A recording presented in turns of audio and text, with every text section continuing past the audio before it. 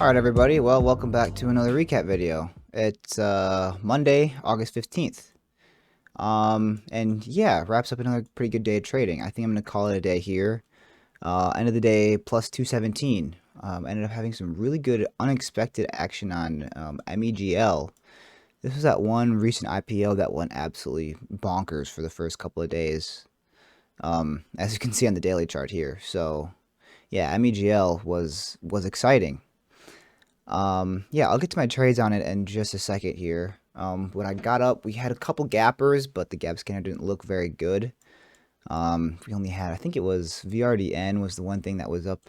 Therapeutics company. It was up pre-market on some news on a drug for something I can't remember. But yeah, I got approval for a drug. It ended up running here. It faded off the open, but it ran here and halted up. And I was very interested here trying to take a trade because it had just popped over these pre-market levels. But when it resumed, it was really choppy, and I didn't end up touching it. Then it faded out from there, and from the rest of the day, it's just kind of been a grinder. You can see this nasty false breakout here from 24 to 25.30. So that one wasn't too exciting. VEE was the other one. Can't say that fast. VEEE.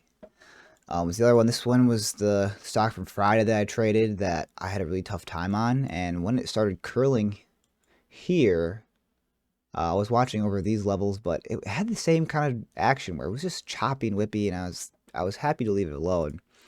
And then we had MEGL. So this one popped up pre-market. I actually took a trade on it. We'll zoom in, which in pre-market, which is something that I haven't done a lot of. I've taken a few stabs here and there, but I would like to make it more a part of my regular trading routine, is to try to trade pre-market, because sometimes the action is pretty nice, even though it's lighter volume. So anyway, I took one trade here on this breakout, but I was taking really small size, so it ended up being really insignificant. And then I watched over these levels here, and I had one nice trade. Yeah, my orders are getting a little messed up here because for some reason I can't scroll all the way down. It's like saying they don't exist. So we'll go by memory here. Anyway, I took one trade. Trying to remember here off this breakout. I think I was in. Yeah, I think I was in right over the VWAP here, but then it hesitated on this level and I ended up getting out, and then it ran almost 80 cents without me. So all in all, I left quite a bit of money on the table on MEGL, because there was a few good breakout trades that I didn't get, and a few pullbacks that I ended up taking bigger losses on than I needed to, which was pretty avoidable. But yeah, all in all, the action was pretty clean, and yeah, the dip trades were nice. So second trade, I remember I kind of let this, I didn't end up trading this area here, but on this candle here, I bought first candle make a new high. And that ended up being a very nice trade. But again, I had the same problem where on these breakout trades, I'll buy in, it'll rip 10, 20, 30 cents, and then hesitate a little bit. And instead of holding or selling half, I'm getting out the whole position, and then, only for it to go another 50 cents without me. So something that I have to work on here. And then I took one loss. Where was it? No, I don't think actually, after it broke this descending support that I drew up, I didn't touch it for any of this area. I thought about trying to take a dip around view up here, but that didn't end up happening. I wasn't too convinced by it. Anyway, and then right here, it started ripping, and it looked like shorts were getting squeezed out, and I really wanted to get in. Oh no, I did. That's what it was. I missed the entry here for the breakout, and then it rips through, pulls back to 50 where I got in.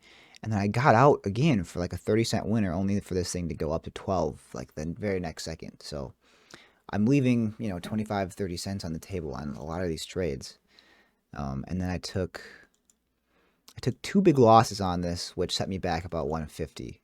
So the first one was, oh, where was it? No, that's right. It wasn't. I avoided this area. I did fairly well here, but then when it broke up, I was having trouble trading through this area because it was just kind of going parabolic, and I didn't know. I didn't want to get caught buying too high. Now, trading stuff that's going parabolic here, like you can see, this went from 1280 to 1540 in one move of 10 green candles in a row. So I tried getting in on the dip here, and this is something that I've done in the past that's gotten me in trouble, where the first candle that turns red, I want to buy a dip on, and then it ends up being a bigger pullback than I am anticipating. So like right here, I bought in, I think around, well, I can find that one. So yeah, 28. Man, I didn't let this thing dip at all. And then I stopped out at 1474. So basically the bottom of this candle. So that was a very big, like a totally avoidable loss. I mean, that was 50 cents. So I gave back a lot of profit on that. And then I took a couple nice trades. I took the break of 1540 here. All in all, I took several small scalps on it that ended up being just small greens. But I can't remember every single one of them. It'd be a little tedious to try to go through every little scalp, but just the significant ones I'm trying to remember here. So yeah, like I said, I took the break here of 1540. That ended up being a nice trade, but a lot of these I was just I was playing it safe, which I never think is a bad thing when it comes to trading, because obviously we're dealing with constant risk versus reward. So playing it safe can be very beneficial, but it can also limit your profit. So that's something that I've got to work on a bit. Obviously not playing it safe, because I want to always be conscious and keep that in the back of my head. Cautious. But just, yeah, maybe like on some of these breakouts, selling half and then just letting the other half ride. And if I stop, I'll break even on it, then I stop, I'll break even on it. But if it ends up running, then I just gotta let it run. But yeah, all in all, it was a good day of trading. MEGL, yeah, some really nice unexpected momentum. I don't think I'm going to trade more on it for the day unless maybe it breaks over highs. But for right now, I'm just going to wrap it up. Plus 217. So yeah, good start to the week. Hope everyone else did well on this. And yeah, I'm going to get out of here for today. So I will be back in another recap.